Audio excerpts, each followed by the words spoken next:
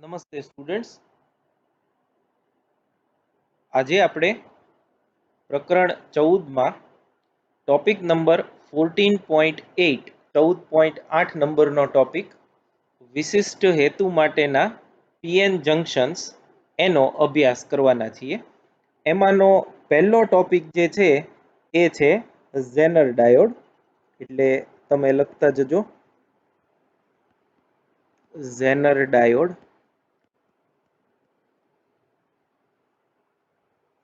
હવે આપણે જ્યારે ડાયોડ માટે ફોરવર્ડ અને રિવર્સ બાયસ કેરેક્ટરિસ્ટિક્સની ચર્ચા કરી ત્યારે એમાં રિવર્સ બાયસ માટે આપણે જે લાક્ષણિકતા વક્ર જોયો હતો એ લાક્ષણિકતા વક્ર કંઈક આવો હતો.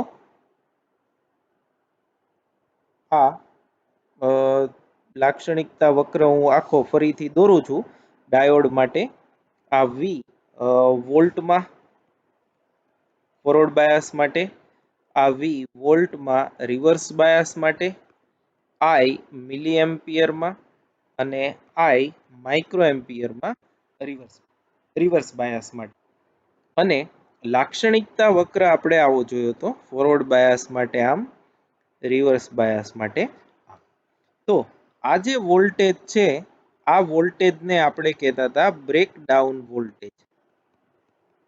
બ્રેકડાઉન વોલ્ટેજ તમને યાદ હોય તો આપણે આને VBR એવું કીધું હતું. તો આ VBR જે છે એને બ્રેકડાઉન વોલ્ટેજ કહેવાય. એ વોલ્ટેજ માટે પ્રવાહમાં ઝડપથી વધારો થાય છે રિવર્સ બાયસની સ્થિતિમાં. તો આ જે બ્રેકડાઉન શું છે, આ મિકેનિઝમ, એની આપણે હવે વિસ્તારપૂર્વક ચર્ચા કરશું કે બ્રેકડાઉન શું છે, કેવી રીતે થાય અને બ્રેકડાઉનની સ્થિતિમાં ઝેનર ડાયોડ જે છે એનો ઉપયોગ કરવામાં આવે છે અને શા માટે એનો ઉપયોગ કરવામાં આવે છે અને કયો પરિપથ એના માટે છે એ આપણે જોવાના છીએ.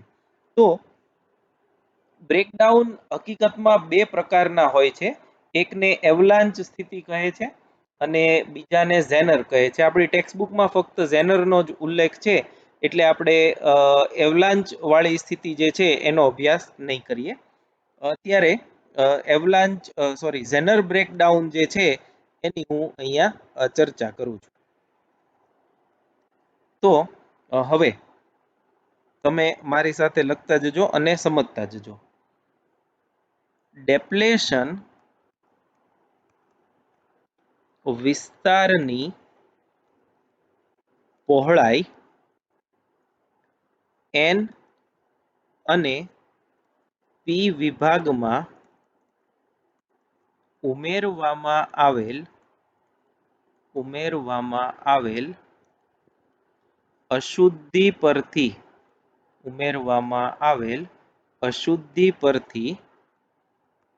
નક્કી થાય છે. ઉમેરવામાં આવેલી અશુદ્ધિ પરથી નક્કી થાય છે. જો અશુદ્ધિનું પ્રમાણ ઓછું હોય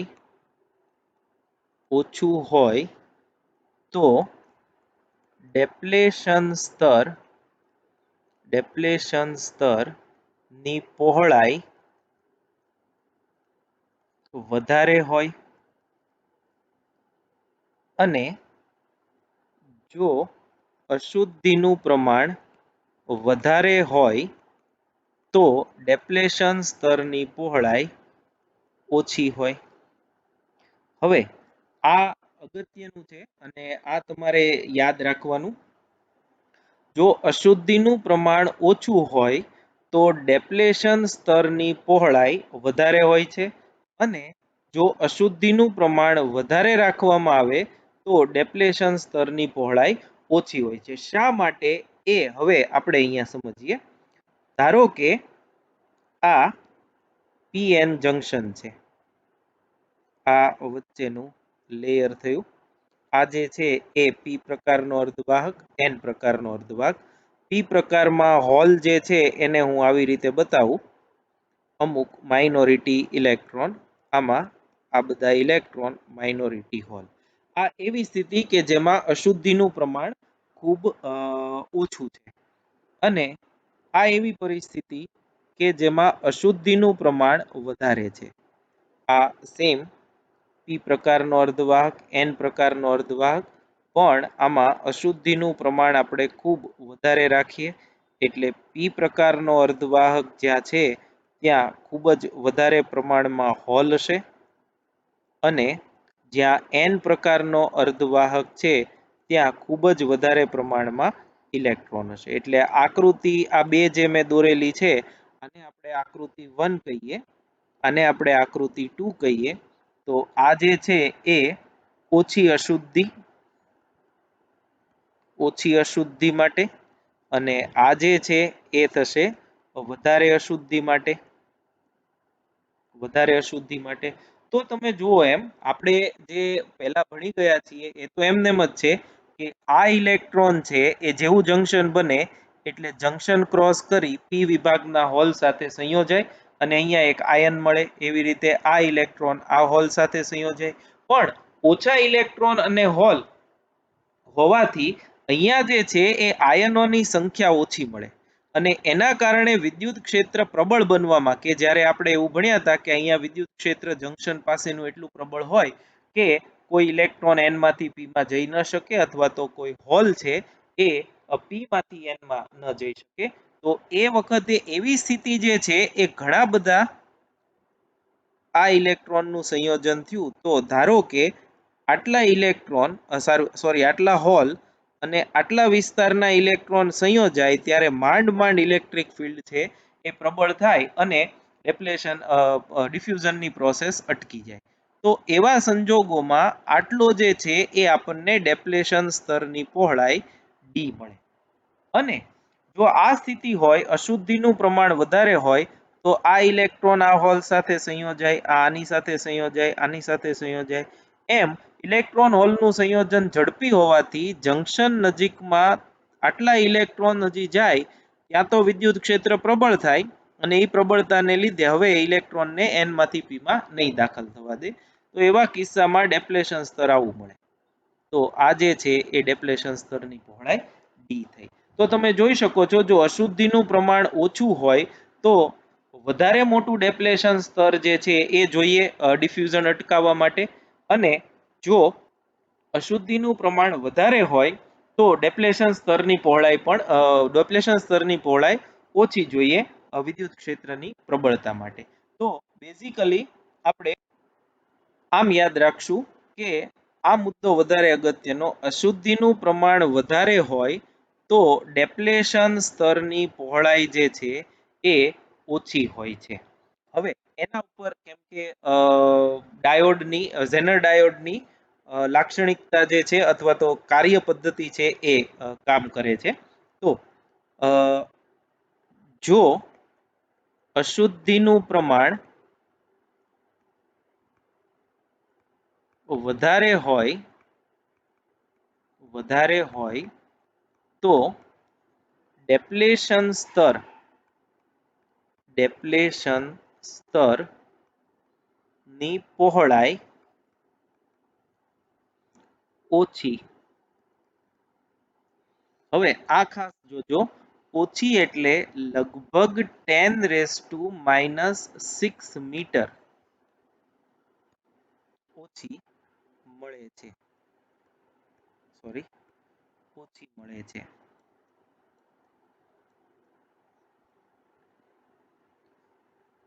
એટલે આ પહોળાઈ જે છે એ લગભગ કેટલી હોય 10⁻⁻6 જેટલી. આપણે રૂટીનમાં એવું જોયું હતું કે આ 0.1 માઇક્રોમીટર જેટલી હોય એટલે 0.1 ઇન્ટુ 10⁻⁻6 મીટર જેટલી. તો એના કરતા લગભગ 10 ગણી વધુ પહોળાઈ જે છે એ આ કિસ્સામાં મળે. તો હવે જો રિવર્સ બાયસમાં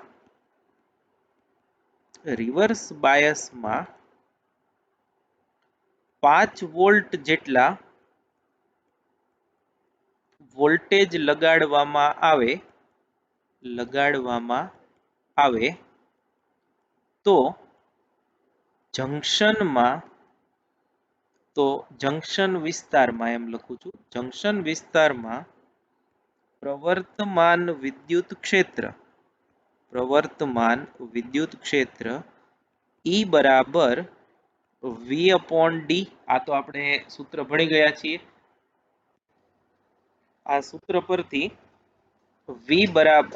E બરાબર V upon D. તો V જે છે એ 5 વોલ્ટ લઈએ, D આ કિસ્સામાં 10⁻⁻6, તો એ 5 × 10⁻6 વોલ્ટ પર મીટર જેટલું થાય. હવે 5 × 10⁻6 વોલ્ટ પર મીટર આ જે આંકડો છે આ ખાસ સમજવા જેવો છે.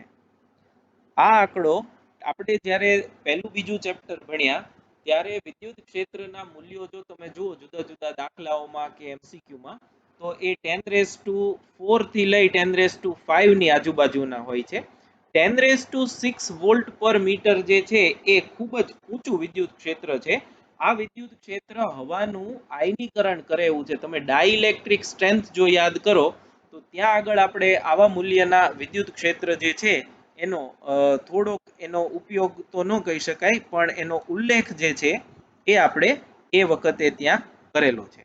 તો આ એવું કે છે કે જો વિદ્યુત ક્ષેત્ર છે ડેપ્લેશન સ્તરની પહોળાઈ પહેલેથી જ ઓછી હોય તો એમાં ઉદ્ભવતું વિદ્યુત ક્ષેત્ર પહેલેથી જ આ ક્રમનું તો હોય જ છે, 10⁻6 વોલ્ટ પર મીટરના ક્રમનું.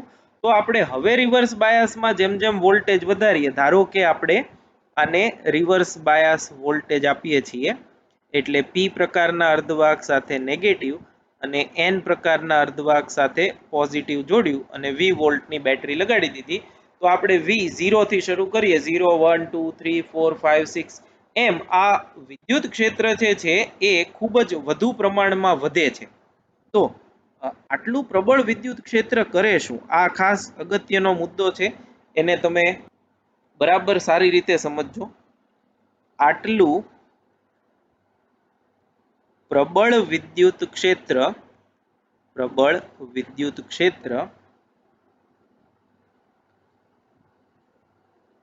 અશુદ્ધિ પરમાણુના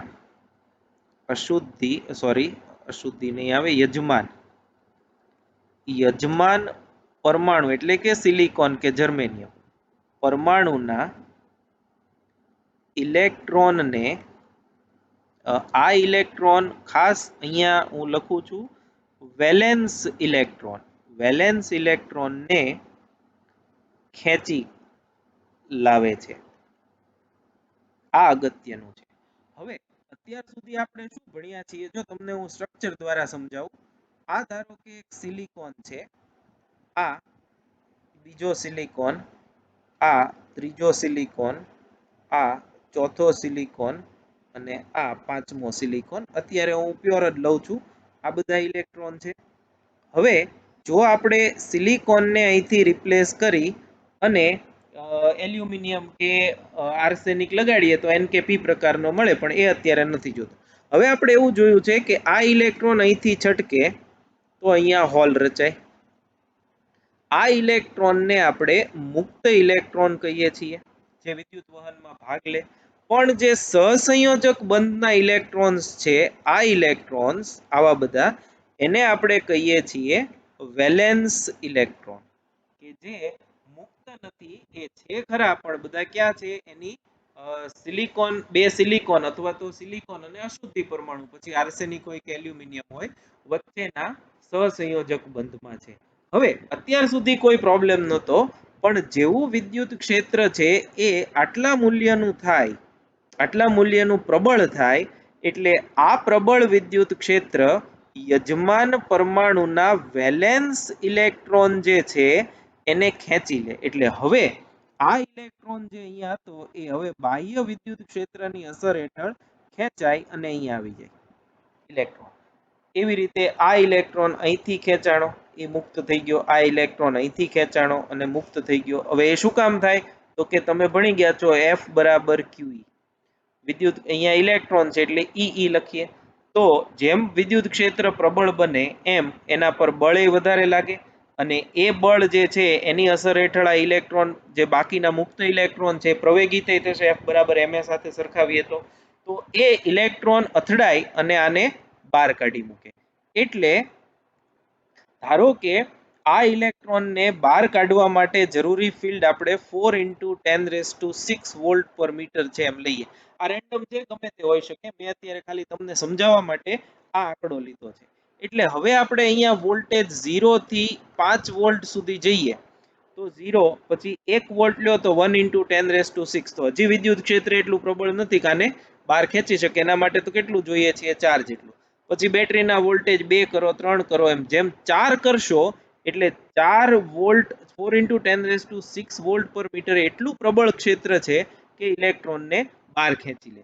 એટલે જે માઇનોરિટી ઇલેક્ટ્રોનના કારણે તમને ખૂબ સૂક્ષ્મ ક્રમનો પ્રવાહ મળતો હતો એ પ્રવાહ તો રહેશે જ, પણ વેલેન્સ ઇલેક્ટ્રોન છે પુષ્કળ પ્રમાણમાં મળતા હોવાથી પ્રવાહમાં અચાનક અને ઝડપથી વધારો થશે અને એ ઘટના જે છે એને આપણે બ્રેકડાઉન કહીએ છીએ. એટલે આટલું પ્રબળ વિદ્યુત ક્ષેત્ર જે છે પ્રબળ વિદ્યુત ક્ષેત્ર એ યજમાન પરમાણુના ઇલેક્ટ્રોનને ખેંચી લાવે છે અને તેથી અચાનક એટલે આ વોલ્ટેજ એ વોલ્ટેજ કે જ્યારે વિદ્યુત ક્ષેત્ર ઇલેક્ટ્રોનને સહસંયોજક બંધમાંથી ખેંચવા પૂરતું પ્રબળ બને એ વખતે અચાનક વિદ્યુત પ્રવાહમાં વધારો થાય છે.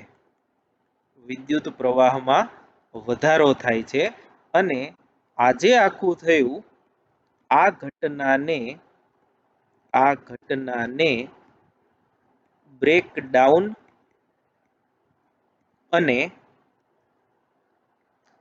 તેને અનુરૂપ જે વોલ્ટેજ આવું થાય તેને અનુરૂપ વોલ્ટેજને બ્રેકડાઉન વોલ્ટેજ કહે છે. બ્રેકડાઉન વોલ્ટેજ કહે છે. હવે તમે ફરીથી જ્યાં આપણે ડાયોડની રિવર્સ બાયસ લાક્ષણિકતા કરાવી એ લેક્ચર જે છે એ ફરીથી એકવાર કાઢી અને તમે જોઈ જજો. વાંચવામાં પણ તમારે આવ્યું હશે કે રિવર્સ બાયસ જે છે, રિવર્સ બાયસમાં અમુક વોલ્ટેજ પછી પ્રવાહમાં અચાનક ઝડપી વધારો થાય જેને બ્રેકડાઉન કહેવાય અને વોલ્ટેજને બ્રેકડાઉન વોલ્ટેજ કહેવાય. પણ બ્રેકડાઉન મિકેનિઝમ શું છે, શા માટે બ્રેકડાઉન થાય પીએન જંક્શનમાં કે ડાયોડમાં, એની સમજૂતી જે છે એ આપણે ઝેનર ડાયોડ ટોપિકમાં કરાવીએ છીએ. એટલે હવે તમને ગ્રાફ જે છે આપણે પહેલા જે ગ્રાફ કરેલો કે જોયેલો આ જુઓ તમે, આ જે પ્રવાહ મળ્યો એ માઇનોરિટી ઇલેક્ટ્રોનના લીધે કે હોલના લીધે કે જે એન માંથી પી કે પી માંથી એન માં જતા હોય એ આ પ્રવાહી જ છે. પણ જેવો આ વોલ્ટેજે પહોંચે એટલે તમે જુઓ છો એમ વોલ્ટેજમાં બહુ નજીવો ફેરફાર કરીએ, આટલો ફેરફાર કરીએ તો પણ પ્રવાહમાં ફેરફાર જે થાય એ આટલો મોટો થાય છે. તમે જુઓ છો એમ. તો ઓછા વોલ્ટેજના પ્રવાહ માટે અચાનક વિદ્યુત ક્ષેત્ર એટલું પ્રબળ થાય કે જે વેલેન્સ બેન્ડમાંથી જે સહસંયોજક બંધ છે કોવેલેન્ટ બોન્ડ એમાંથી પણ ઇલેક્ટ્રોનને ખેંચી લે. ઇલેક્ટ્રોન બહાર ખેંચાય, જેટલા ઇલેક્ટ્રોન બહાર ખેંચે એ બધા વિદ્યુત વહનમાં ભાગ લેવાના છે. એટલે પ્રવાહ જે છે એમાં અચાનક ઝડપથી વધારો થાય અને એ ઘટનાને બ્રેકડાઉન અને એને અનુરૂપ જે વોલ્ટેજ મળે એને બ્રેકડાઉન વોલ્ટેજ કહેવાય. એટલે હકીકતમાં બ્રેકડાઉન જે જ્યારે થાય ત્યારનો આપણે જો આલેખ દોરવો હોય તો એ આલેખને આમ દોરી શકાય.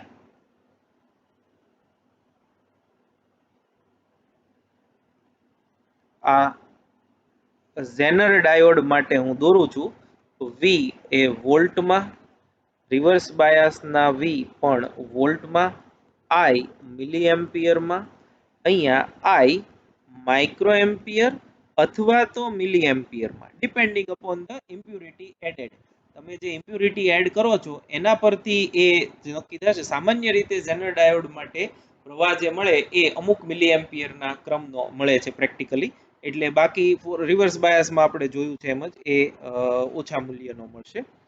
ફોરવર્ડ બાયસ લાક્ષણિકતા સેમ, કોઈ એમાં જે સાદા ડાયોડમાં મળે એ ઝેનર ડાયોડમાં મળે છે. થ્રેશોલ્ડ વોલ્ટેજ પણ સિલિકોન હોય તો 0.7, જર્મેનિયમ હોય તો 0.3 એની જેમ જ. પણ રિવર્સ બાયસ લાક્ષણિકતા છે એ ઝેનર ડાયોડ માટે આમ મળશે, એકદમ શાર્પ. તમે જો સાદો ડાયોડ લો તો એમાં તમે જુઓ તો આમ ઢોળાવ જે છે એ સહેજ સ્લોપ છે, આમાં શાર્પનેસ જે છે એ એકદમ વધારે છે. આ માઇનોરિટી ચાર્જ કેરિયર થી મળતો પ્રવાહ, અને જેવું આ વોલ્ટેજ આવે એટલે અચાનક પ્રવાહમાં ઝડપથી વધારો થાય, અને આ જે વોલ્ટેજ છે આ વોલ્ટેજ, આને આપણે કહીશું ઝેનર બ્રેકડાઉન વોલ્ટેજ, અને એને આપણે કહીશું VZ. VZ એટલે ઝેનર બ્રેકડાઉન વોલ્ટેજ. અને તમે જોઈ શકો છો કે આ વોલ્ટેજ માટે કરંટ આટલો હોય તો સેમ વોલ્ટેજ માટે કરંટ જે છે એ આ છે. એટલે પ્રવાહમાં વધારો થાય પણ વોલ્ટેજ જે છે એ અચળ રહે છે. તો પ્રવાહમાં વધારો થાય પરંતુ વોલ્ટેજ, તમે જુઓ આ બધા પ્રવાહો માટે વોલ્ટેજ જે છે એ અચળ રહે છે. અને આ જે ગુણધર્મ છે, આ જે ગુણધર્મ છે પ્રવાહમાં વધારો થાય પરંતુ વોલ્ટેજ અચળ રહે, એ ગુણધર્મનો ઉપયોગ, એ ગુણધર્મનો ઉપયોગ એ વોલ્ટેજ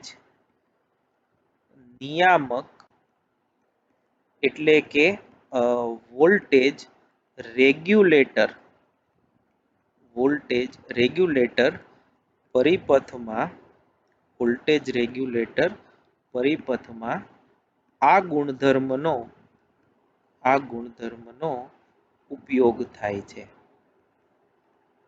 એટલે ઝેનર ડાયોડનો મુખ્ય ઉપયોગ જે છે એ વોલ્ટેજ નિયામક પરિપથ તરીકે, વોલ્ટેજ રેગ્યુલેટર પરિપથ તરીકે, એટલે કે એવો પરિપથ કે જેના આઉટપુટમાં મળતા વોલ્ટેજ જે છે એ કોન્સ્ટન્ટ મળે, અચળ મળે, એ હેતુથી ઝેનર ડાયોડનો ઉપયોગ કરવામાં આવે છે. ઝેનર ડાયોડ જે છે એના માટે હું અહીં પરિપથ સંકેત દોરું છું. પરિપથ સંકેત આ તમને MCQમાં કે 1 માર્કના પ્રશ્નમાં પૂછી શકે, આ યાદ રાખજો. મુખ્યત્વે આ છે એ ડાયોડ જ છે, એટલે ડાયોડનો સંકેત તો આવશે જ.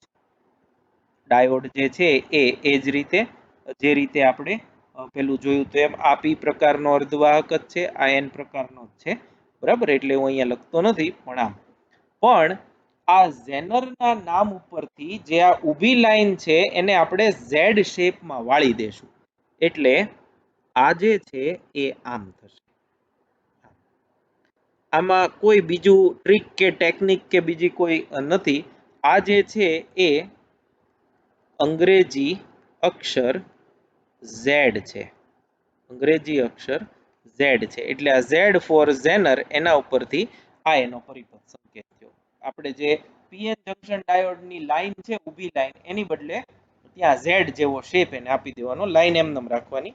તો આ જે છે એ ઝેનર ડાયોડનો પરિપથ સંકેત થયો. હવે નેક્સ્ટ જે છે એ છે ઝેનર ડાયોડનો વોલ્ટેજ નિયામક પરિપથ તરીકેનો ઉપયોગ એ કેવી રીતે કરી શકાય એ પણ આપણે જોઈ લઈએ. તો નેક્સ્ટ જે આપણો ટોપિક છે એ છે ઝેનર. એવું સામાન્ય રીતે ઝેનર જ વપરાય છે, ઘણી બુકમાં ઝેનર વોલ્ટેજ રેગ્યુલેટર એવું કહે છે, પણ આપણે લખશું વોલ્ટેજ રેગ્યુલેટર અથવા તો નિયામક પરિપથ. વોલ્ટેજ રેગ્યુલેટર પરિપથ અથવા તો વોલ્ટેજ નિયામક પરિપથ. આ જે છે આ ઇમ્પોર્ટન્ટ છે, આની સમજૂતી કેવી રીતે આ પરિપથ કામ કરે છે એ ખાસ સમજવું ખૂબ જરૂરી છે, કેમ કે આમાં મોટા ભાગના વિદ્યાર્થીઓને કન્ફ્યુઝન હોય છે. સૌથી પહેલા તો રેગ્યુલેટર ની જરૂર શું કામ પડે એ આપણે જોઈ લઈએ. હવે આપણે એક આવો પરિપથ જોયો છે, અને આપણે રેક્ટિફાયર એવું કીધું હતું, બરાબર છે. ગયા લેક્ચરમાં જ આપણે આની ચર્ચા કરી હતી કે આના ઇનપુટમાં રેક્ટિફાયર વત્તા ફિલ્ટર બે આપણે જોયું હતું, કેપેસિટર ફિલ્ટર લગાડેલો રેક્ટિફાયર પરિપથ. તો આનું જે ઇનપુટ છે એ ઇનપુટ એસી છે, એસી ઇનપુટ વોલ્ટેજ આપો તો આનું આઉટપુટ જે છે એ આપણને ડીસી મળશે, આઉટપુટ ડીસી. હવે તમે ધારો કે અહીંયા ફરીથી યાદ કરો તો રેક્ટિફાયર ફિલ્ટરમાં, રેક્ટિફાયર પરિપથ ફિલ્ટરમાં શું આવશે તો કે એક step down transformer, step down transformer, પછી ડાયોડ, ફૂલ વેવ હોય તો એ રીતે, હાફ વેવ હોય તો એ રીતે, અને એક કેપેસિટર. આ ત્રણના કોમ્બિનેશનથી રેક્ટિફાયર ફિલ્ટર પરિપથ બને છે. હવે ધારો કે તમે એક એવું એક્ઝામ્પલ જ છે કે જેના ઇનપુટમાં 220 વોલ્ટ આપવામાં આવે ત્યારે આઉટપુટ જે છે એ 10 વોલ્ટ તમને આપે છે. બરાબર છે? ફરીથી આ તમે 220 વોલ્ટ એસી જો ઇનપુટમાં આપો તો એ ઇનપુટ કોને મળે? સ્ટેપ ડાઉન ટ્રાન્સફોર્મરને. સ્ટેપ ડાઉન ટ્રાન્સફોર્મર શું કરશે? એ 220 છે એને 10 વોલ્ટમાં પહેલા કન્વર્ટ કરી નાખશે, પણ એ 10 વોલ્ટ કેવા હશે? એસી. એ એસી ડાયોડને આપો એટલે એને રેક્ટિફાય કરે, કેપેસિટરને આપો એટલે એને એસી ઘટકો જેટલા હશે એ બધાને ફિલ્ટર કરી નાખશે, એટલે ફાઇનલી તમને 10 વોલ્ટનો ડીસી આઉટપુટ જે છે એ મળશે. તો આ આપણને ખબર છે, આપણે જાણીએ છીએ અને ભણી ગયા પણ છીએ, અને કેવી રીતે આ કામ થાય એ આપણને ખબર છે. પણ હવે ધારો કે આ વોલ્ટેજ 220 કોન્સ્ટન્ટ આ વોલ્ટેજ રહે એવું તો ક્યારેય બને જ નહીં. આપણે તમે ઘરમાં જોયું હશે કે જે જીઈબી માંથી વોલ્ટેજ આવે છે એ તો વારંવાર ફ્લક્ચ્યુએટ થતા હોય, ક્યારેક ડીમ થાય, ક્યારેક ફાસ્ટ થાય, અમુક વખતે તો એટલા બધા વધી જાય કે અમુક ઉપકરણો જે છે આપણા ઘરમાં એ પણ ઉડી જાય છે. તો આ વોલ્ટેજ જે છે એ સ્ટેશનરી કે સ્ટેડી હોતા નથી. હવે આ વોલ્ટેજ જે છે એમાં જીબી પણ એવું કે છે કે એની રેન્જ હોય. ધારો કે આપણે એમ લઈએ કે પ્લસ ઓર માઇનસ 20 વોલ્ટ છે, તો આ વોલ્ટેજનું વેરિએશન હશે 200 વોલ્ટ થી લઈ અને 240 વોલ્ટ સુધી. હવે તમે 240 વોલ્ટ ધારો કે હોય તો અહીંયા તમને જે આઉટપુટ જે છે એ દરેક વખતે 10 વોલ્ટ જ મળે એ પણ જરૂરી નથી. એ આઉટપુટમાં પણ ફ્લક્ચ્યુએશન આવશે. 220 માંથી 200 થાય તો આઉટપુટ વોલ્ટેજ છે 10 વોલ્ટમાંથી ઘટી જશે, અને 220 માંથી 240 થાય તો આ 10 વોલ્ટમાંથી વધી જાય. એ વધારો ઘટાડો ડિપેન્ડ્સ કે કેવો પરિપથ છે, પણ આ વોલ્ટેજ જે છે એ ઇનપુટ વોલ્ટેજ બદલાતા બદલાય છે. એટલે તમને ડીસી ચોક્કસ મળે, પણ વધઘટ થતો હોય એવો ડીસી વોલ્ટેજ મળે, અને આ જે વોલ્ટેજનું બદલાવું છે એવા વોલ્ટેજને આપણે અનરેગ્યુલેટેડ એટલે અનિયમિત વોલ્ટેજ એવું કહીએ છીએ. તો આવા વોલ્ટેજ જે છે એ અનરેગ્યુલેટેડ વોલ્ટેજ છે. તો આપણને જે કેપેસિટર ફિલ્ટર મળે એનાથી ડીસી 100% ચોક્કસ મળશે, પણ એ ડીસી પાછો કોના પર આધાર રાખશે? ઇનપુટ એસી પર. અને ઇનપુટ એસી વોલ્ટેજમાં ફેરફાર થાય એટલે આઉટપુટ ડીસીમાં ફેરફાર થાય. અને આવો તમે ન આપ્યું, ધારો કે તમે ચાર્જર, મેં તમને એક્ઝામ્પલ આપ્યું હતું ગયા વખતે કે આપણે ચાર્જરમાં આ વોલ્ટેજનો ઉપયોગ કરીએ તો એને કઈ એવા ડીસી વોલ્ટેજ ન અપાય કે ક્યારેક 10 હોય, ક્યારેક 8 હોય, ક્યારેક 9 હોય, ક્યારેક 9.5 થાય, ક્યારેક 12 થાય, ક્યારેક 12.5 થાય, 11 થાય, 10.2 થાય. એવા વોલ્ટેજ છે ક્યારે એને તો કોન્સ્ટન્ટ વોલ્ટેજ જ આપવા જોઈએ. તો એ અનરેગ્યુલેટેડ વોલ્ટેજને નિયમિત વોલ્ટેજ કોન્સ્ટન્ટ 10 જ મળે એવા વોલ્ટેજમાં ફેરવવા માટે વપરાતા પરિપથને વોલ્ટેજ નિયામક પરિપથ એવું આપણે નામ આપ્યું છે.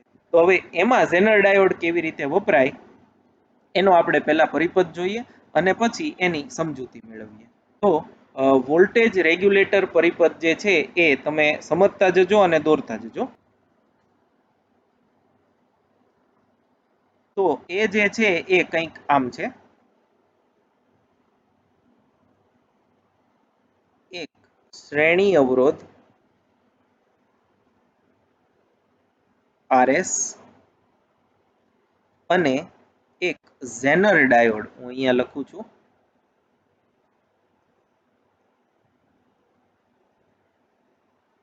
આ ઝેનર ડાયોડ, એ બંને જે છે એને શ્રેણીમાં જોડેલા હોય.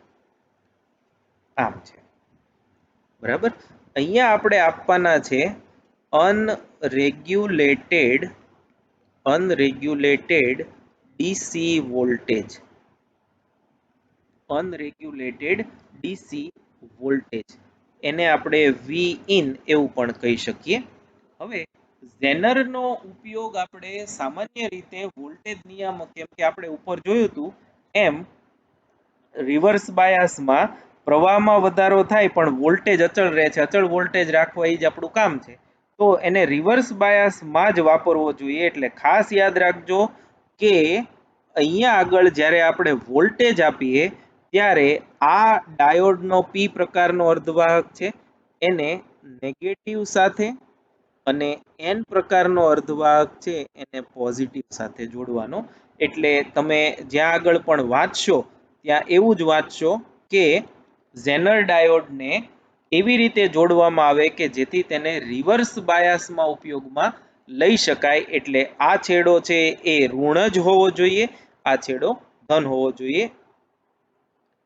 આ બંનેના માંથી જે ઝેનર છે એને સમાંતર આઉટપુટ વોલ્ટેજ લેવા છે, પણ આઉટપુટ વોલ્ટેજ લેવા માટે અહીંયા આગળ આપણે એક લોડ અવરોધ વધારાનો લગાડી દઈશું, આરએલ લોડ અવરોધ, અને એના બે છેડા વચ્ચે આઉટપુટ વોલ્ટેજ મળે જે રેગ્યુલેટેડ હશે, રેગ્યુલેટેડ ડીસી વોલ્ટેજ.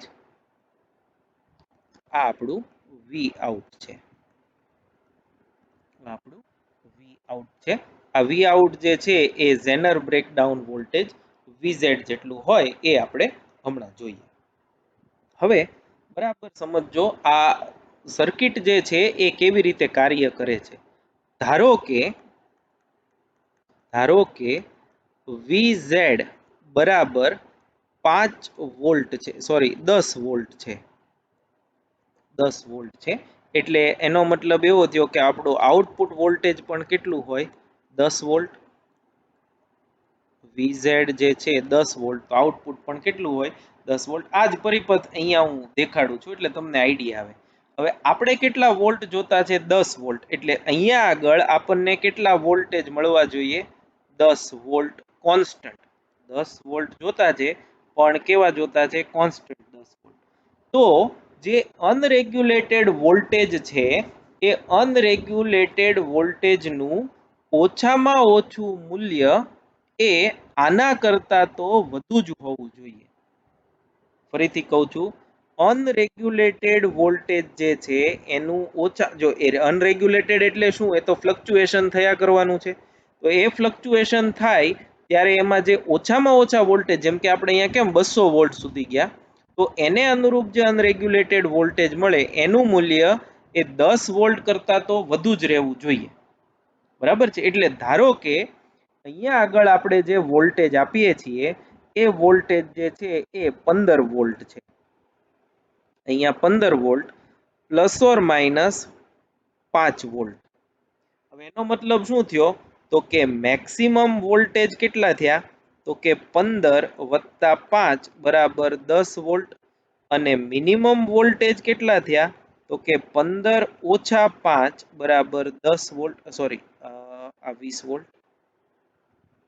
તો આના ઓછામાં ઓછા વોલ્ટેજ કેટલા જશે, 10 વોલ્ટ, જે આની જેટલા છે, અથવા તો એનાથી આ વોલ્ટેજ જે છે એના કરતા હંમેશા ઝેનરના વોલ્ટેજ ઓછા હોવા જોઈએ. એટલે વી ઇન ઓલવેઝ ગ્રેટર ધેન વીઝેડ. આ ખાસ યાદ રાખજો, તો જ તમે આ પરિપથ જે છે એની કાર્ય પદ્ધતિ સારી રીતે સમજી શકશો. તો હવે આપણે એવું નક્કી કર્યું કે 15 વોલ્ટ છે, એ 15 વોલ્ટ ધારો કે આ બે છેડા વચ્ચે હોય, 15 વોલ્ટ હોય, તો આરએસ ના બે છેડા વચ્ચેના વોલ્ટેજ ને આના બે છેડા વચ્ચે, હવે આ તો 10 વોલ્ટ જ છે આના બે છેડા વચ્ચે, આના બે છેડા વચ્ચેના વોલ્ટેજ તો કેટલા રહેવાના છે, વીઝેડ, અને વીઝેડ કેટલા છે, 10 વોલ્ટ. તો આના ઉપર બાકીના 5 વોલ્ટ આવે. એટલે 5 વોલ્ટ આરએસ પર, 10 વોલ્ટ ઝેનર પર, અને એ 10 વોલ્ટ આરએલ ને સમાંતર. એટલે અહીંયા તમને આઉટપુટ કેટલું મળે, 10 વોલ્ટ. હવે જોજો બરાબર, જેવું આ 10 વોલ્ટ માંથી વધીને 10 વોલ્ટ માંથી ધારો કે વધીને સોરી 15 વોલ્ટ માંથી ધારો કે વધીને 20 વોલ્ટ થયા, મેક્સિમમ કેટલા થાય છે, 20. તો 20 વોલ્ટ થાય એટલે V બરાબર IR મુજબ વોલ્ટેજ વધે, અવરોધ તો કોન્સ્ટન્ટ છે એટલે પ્રવાહ વધશે, તો પ્રવાહ ને વોલ્ટેજ બે વધશે એટલે થશે શું કે આને આ બંને પરિપથમાંથી પ્રવાહ જે છે એમાં વધારો થાય, પણ આપણે ઉપર જોઈ ગયા એમ કે જો પ્રવાહમાં વધારો થાય તો વોલ્ટેજ તો ઝેનરને સમાંતર કોન્સ્ટન્ટ જ રહેવાના છે, એટલે આના વોલ્ટેજ ભલે પ્રવાહ વધે, આમાંથી વહેતો પ્રવાહ IZ વધે, પરંતુ વોલ્ટેજ કેટલા રહે VZ જેટલા જ તે, એટલે પ્રવાહ બેયમાં વધશે કેમ કે બે શ્રેણી જોડાણમાં છે, પણ આના સમાંતર વોલ્ટેજ નહીં વધે, ખાલી પ્રવાહ જ વધશે, એટલે વધારાના વોલ્ટેજ ક્યાં મળે અહીંયા, તો અહીંયા વોલ્ટેજ હવે કેટલા થશે 10 વોલ્ટ, ઝેનરના અક્રોસ તો 10 વોલ્ટ જ રહેશે, પણ આ વોલ્ટેજ જે પહેલા 10 હતા, સોરી 5 હતા, એ હવે વધીને કેટલા થઈ જશે 10 વોલ્ટ. અચ્છા, એ ઘટીને ધારો કે એ વોલ્ટેજ ઘટીને 12 વોલ્ટ થયા, ત્રીજા કેસમાં ઘટીને 12 વોલ્ટ થયા, તો શું થશે એ આના તો 10 ના 10 જ રહેશે, પણ આ 5 વોલ્ટ ઘટીને કેટલા થઈ જશે 2 વોલ્ટ, એટલે ટૂંકમાં વોલ્ટેજનો જે ફેરફાર છે, વોલ્ટેજનો ફેરફાર એ કોના ઉપર, ફક્ત આના ઉપર દેખાશે, અને ઝેનરના બે છેડા વચ્ચેના વોલ્ટેજ અહીંયા એ તો કોન્સ્ટન્ટ જ રહેશે, એટલે આપણે એમ કહી શકીએ કે આ પરિપથમાં ઇનપુટ વોલ્ટેજ ને અનુરૂપ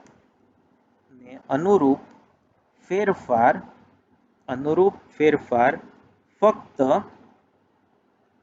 RS પર જ જોવા મળે, કારણ કે ઝેનરનો આઉટપુટ અચળ હોય છે, એટલે કે તમે ઇનપુટમાં ગમે એટલો ફેરફાર કરો, આઉટપુટ વોલ્ટેજ કાયમ છે એ તમને 10 વોલ્ટ જ મળશે, એટલે આઉટપુટ કોન્સ્ટન્ટ મળ્યા એટલે એનો મતલબ એવો કે આપણે વોલ્ટેજ જે છે એનું નિયમન થયું, એટલે આ પરિપથને આપણે કહીએ છીએ વોલ્ટેજ નિયામક પરિપથ. તો આ એની સમજૂતી છે. હવે જે તમને અત્યારે મટીરિયલ આપવામાં આવ્યું છે, એમાં જે ઝેનર ડાયોડ આપેલું છે એ આપણે વન બાય વન જોઈ લઈએ. નોંધ લખો ઝેનર ડાયોડ એવો પ્રશ્ન છે, તો આ આકૃતિ 1 એનો પરિપથ સંકેત છે, અને આકૃતિ 2 એની લાક્ષણિકતા વક્ર છે. એ તમારે બુકમાં અહીંયા માઇક્રો છે એટલે મેં માઇક્રો લખ્યું છે, અધરવાઇઝ એ તમે મિલી એમ્પિયર પણ લખી શકો. અહીંયા શા માટે બ્રેકડાઉન થાય એનો ઉલ્લેખ કર્યો છે, તો આપણે ફરીથી એકવાર જોઈ લઈએ એટલે તમને કન્ફ્યુઝન જો હોય તો એ થોડું દૂર થઈ જાય. ઝેનર ડાયોડમાં P અને N પ્રકારના અર્ધવાહકમાં અશુદ્ધિનું પ્રમાણ વધારે હોય છે. તો વધારે અશુદ્ધિનું પ્રમાણ હોય તો શું થાય, તો એનું કારણ છે અશુદ્ધિનું પ્રમાણ વધારે હોવાથી ડેપ્લેશન સ્તરની પહોળાઈ ઓછી હોય છે. શું કામ ઓછી હોય છે એની આપણે વિસ્તારપૂર્વક ઉપર ચર્ચા કરેલી છે, એટલે લગભગ 1 માઇક્રોમીટર જેટલી. તો E બરાબર V/D પરથી નાના મૂલ્યના રિવર્સ બાયસ વોલ્ટેજે પણ ક્ષેત્ર પ્રબળ બને છે. જેમ કે રિવર્સ બાયસ વોલ્ટેજનું મૂલ્ય 5 વોલ્ટ રાખવામાં આવે તો પણ જંક્શનમાં પ્રવર્તમાન વિદ્યુત ક્ષેત્ર 5 × 10⁶ વોલ્ટ પર મીટર મળે છે. આટલા ઊંચા મૂલ્યનું વિદ્યુત ક્ષેત્ર યજમાન પરમાણુના ઇલેક્ટ્રોન ખેંચી લે છે, અને તેથી આ વોલ્ટેજે પ્રવાહનું મૂલ્ય ઝડપથી વધે છે. પ્રવાહનું મૂલ્ય ઝડપથી વધવાની જે ઘટના છે એને આપણે કહીએ છીએ બ્રેકડાઉન, અને એને અનુરૂપ જે વોલ્ટેજ મળે એને બ્રેકડાઉન વોલ્ટેજ કહેવાય. અને આ જે અસર છે, સામાન્ય રીતે આપણે એવું કહીએ છીએ કે આ અસરને સૌથી પહેલા ઝેનરે ગોતી હતી, એટલે ઝેનર અસર કહે છે. આ અસરને ઝેનર અસર કહેવાય, અને જે ડાયોડ છે આની ઉપરથી બનતો હોય એ ડાયોડને ઝેનર ડાયોડ કહેવાય. બરાબર છે, તો એ એક સમજૂતી ની ખાસ જરૂર હતી. આકૃતિ 2 લાક્ષણિકતા વક્ર જોઈ શકાય છે અને એ આપણને એવું કહે છે કે જ્યારે બ્રેકડાઉન વોલ્ટેજની નજીક થાય ત્યારે વિદ્યુત પ્રવાહમાં તમે જોઈ શકો છો એમ પહેલા આટલો પ્રવાહ હતો અને પછી ઝડપથી પ્રવાહમાં વધારો થાય છે. તો વિદ્યુત પ્રવાહમાં મોટો ફેરફાર થાય તો પણ વોલ્ટેજનું મૂલ્ય VZ જ રહે છે અને ઝેનર ડાયોડનો આ ઉપયોગ વોલ્ટેજને રેગ્યુલેટ કરવા માટે થાય છે. બ્રેકડાઉન થવાનું કારણ મેં ચર્ચા કરી લીધી છે. આમાં તમે ફરીથી એક વખત જોઈ જજો, એનું એ જ છે, પણ ટેક્સ્ટ બુકમાં બીજા પેરેગ્રાફમાં અલગથી આપ્યું છે એટલે મેં અહીંયા લખ્યું છે, તો વાંચશો એટલે ખબર પડી જશે. નેક્સ્ટ જે છે એ છે વોલ્ટેજ રેગ્યુલેટર પરિપથ, એટલે કે ઝેનર ડાયોડનો વોલ્ટેજ નિયામક તરીકેનો ઉપયોગ સમજાવો. તો આપણે પરિપથ જે છે એ તો સિમ્પલ છે, આરએસ અને ઝેનર બે શ્રેણીમાં અને એની સાથે લોડ અવરોધને સમાંતર આઉટપુટ વોલ્ટેજ મળશે. આ ઝેનર જે છે એને આપણે ઓલવેઝ રિવર્સ બાયસમાં વાપરશું, એટલે આ નેગેટિવ આવશે અને આ પોઝિટિવ આવશે. આ તમે પરિપથ જે છે એમાં સુધારો કરજો, ઉપર પોઝિટિવ અને નીચે નેગેટિવ. ટેક્સ્ટ બુકમાં પણ નથી, પણ એને એવું લખ્યું છે કે એને રિવર્સમાં જ વાપરવો જોઈએ, એટલે તમે પોઝિટિવ નેગેટિવ જે છે એ તમારી રીતે લખી નાખજો. હવે આ અગત્યનું છે, અનરેગ્યુલેટેડ વોલ્ટેજનું મૂલ્ય ઝેનર બ્રેકડાઉન વોલ્ટેજ કરતા વધારે જ હોય છે, એટલે કે આમાં ફ્લક્ચ્યુએશન થતો વોલ્ટેજ જે છે આના કરતા ખૂબ વધારે હોવો જોઈએ. હવે જો ઇનપુટ વોલ્ટેજનું મૂલ્ય વધે તો ઇનપુટ પ્રવાહમાં વધારો થાય, ઝેનર ડાયોડ અને આરએસ પરના વોલ્ટેજ અને પ્રવાહમાં પણ વધારો થાય. હવે આપણે જાણીએ છીએ કે બ્રેકડાઉનમાં ઝેનર ડાયોડમાંથી પસાર થતા પ્રવાહમાં ફેરફાર થાય તો પણ વોલ્ટેજ અચળ રહે છે. આથી લોડ અવરોધના બે છેડા વચ્ચેના વોલ્ટેજ VZ જેટલા અચળ મળે અને જે વોલ્ટેજનો વધારો થાય એ વધારાનો વોલ્ટેજ જે છે એ RS ને સમાંતર મળે. અને એ જ રીતે જો ઇનપુટ વોલ્ટેજનું મૂલ્ય ઘટે તો પ્રવાહમાં પણ ઘટાડો થાય, એટલે ઝેનર ડાયોડ અને આરએસ પરના પ્રવાહમાં પણ ઘટાડો થાય અને બ્રેકડાઉનમાં પ્રવાહમાં ફેરફાર થાય તો પણ વોલ્ટેજ અચળ રહે, એનું સ્ટેટમેન્ટ છે. તો લોડ અવરોધના બે છેડા વચ્ચેના વોલ્ટેજ VZ જેટલા અચળ મળે છે અને વોલ્ટેજનો ઘટાડો RS ને સમાંતર જોવા મળે છે. આમ વોલ્ટેજનો ફેરફાર જે છે એ ક્યાં જોવા મળે? ફક્ત RS ને સમાંતર, પણ RL ને સમાંતર જે આઉટપુટ જે છે એ અચળ રહે છે, એટલે તમને રેગ્યુલેટેડ વોલ્ટેજ મળ્યા એમ કહેવાય. હવે આની સાથે ઉદાહરણ 14.5 એ પણ મૂકેલું છે, એ તમારે જાતે કરવાનું રહેશે. થોડી હિન્ટ જે છે એ હું તમને આપી દઉં. આપણે 6 વોલ્ટનો ઝેનર રેગ્યુલેટર પરિપથ બનાવવાનો છે, લોડ પ્રવાહ 4 મિલી એમ્પિયર અને અનરેગ્યુલેટેડ ઇનપુટ 10 વોલ્ટ છે. તો આરએસ નું મૂલ્ય કેટલું રાખવું જોઈએ? બરાબર છે. તો સામાન્ય રીતે આપણે સારું રેગ્યુલેશન જોતું હોય તો આરએસ નું મૂલ્ય એટલું હોવું જોઈએ કે જેથી ઝેનરમાંથી પસાર થતો પ્રવાહ લોડ પ્રવાહ કરતા ઘણો મોટો હોય. એટલે ધારો કે આપણે લોડ કરતા 5 ગણો, હવે આ તમે સ્વતંત્ર છો, તમે 5 ગણોય લઈ શકો, 10 ગણોય લઈ શકો, 2 ગણોય લઈ શકો, 4 ગણોય લઈ શકો. ટેક્સ્ટ બુકમાં 5 ગણો છે એટલે આપણે એવો પ્રયત્ન કરશું કે 5 ગણો. આમ સામાન્ય રીતે 3 થી 7 ગણા વચ્ચે વોલ્ટેજ તમે લો તો સારા મૂલ્યનો ઝેનર જે છે એ વધી શકે. પણ આપણે ખાસ યાદ રાખજો, 5 ગણો ઝેનર પ્રવાહ જે છે એ લેવાનો છે. તો અહીંયા 4 વોલ્ટ હોય તો 4 વોલ્ટને અનુરૂપ 4 વોલ્ટનો 5 ગણો એટલે 20 એમ્પિયર મિલી એમ્પિયર જેટલો ઝેનર લીધો. તો આરએસ માંથી પસાર થતો પ્રવાહ આ +4 એટલે 24 મિલી એમ્પિયર અને આરએસ ના બે છેડા વચ્ચેનો વોલ્ટેજ 10 તો ઇનપુટ છે, ઝેનર તો 6 જ લેશે એટલે આરએસ ના બે છેડા વચ્ચે બાકીના વોલ્ટેજ મળે 4 વોલ્ટ, એટલે RS delta V by delta I પરથી 166.7 મળે. પણ તમે બજારમાં લેવા જાઓ કે 166.7 ઓહમ નો અવરોધ આપો તો એ મળતો નથી. કાર્બન અવરોધો જે મળે છે એમાં આની નજીકનું મૂલ્ય જે છે 150 ઓહમ છે, એટલે 150 ઓહમ એ આ દાખલાનો જવાબ આવશે. આ દાખલો સામાન્ય રીતે પરીક્ષામાં પૂછી શકાય એવો નથી, કેમ કે એમાં ગમે તે જવાબ આવી શકે, પણ આ ફક્ત તમારી સમજૂતી માટે છે કે આરએસ શ્રેણી અવરોધ જે ઝેનર સાથે લગાડ્યો હોય એને જો આપણે પસંદ કરવો હોય તો એ કઈ રીતે પસંદ કરવાનો થાય. તો ફરીથી એક વખત વિશિષ્ટ ડાયોડ જે છે એમાં આપણે ઘણા બધા જંક્શન્સ ભણવાના છે. એમાંનો પહેલો જે છે એ ઝેનર ડાયોડ છે. તો અહીંયા જે વિડિયો લેક્ચર અત્યારે મૂક્યો છે એને સારી રીતે જોઈ અને સમજી લેજો.